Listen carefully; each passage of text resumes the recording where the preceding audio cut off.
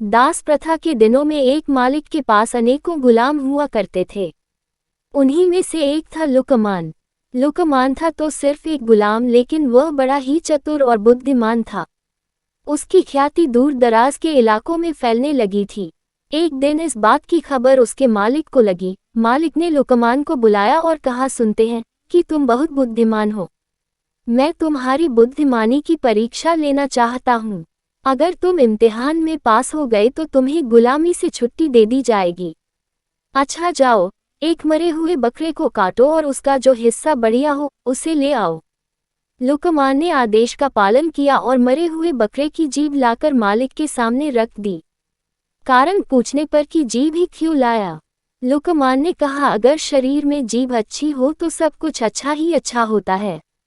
मालिक ने आदेश देते हुए कहा, अच्छा, इसे उठा ले जाओ और अब बकरे का जो हिस्सा बुरा हो उसे ले आओ।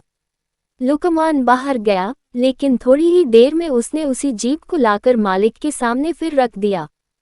फिर से कारण पूछने पर लुकमान ने कहा, अगर शरीर में जीभ अच्छी नहीं तो सब बुरा ही बुरा है।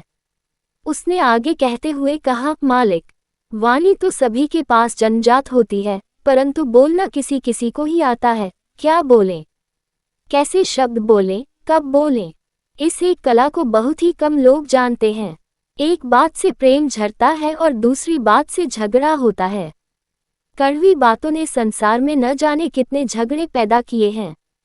इस जीभ ने ही दुनिया में बड़े बड़े कहर ढाए हैं। जीभ 3 इंच का वो हथियार है जिससे कोई 6 फीट के आदमी को भी मार सकता है तो कोई मरते हुए इंसान में भी प्राण फूंक सकता है। संसार के सभी प्राणियों में वाणी का वरदान मात्र मानव को ही मिला है। उसके सदुपयोग से स्वर्ग पृथ्वी पर उतर सकता है और दुरुपयोग से स्वर्ग भी नरक में परिणत हो सकता है। भारत के विनाशकारी महाभारत का युद्ध वाणी के गलत प्रयोग का ही परिणाम था।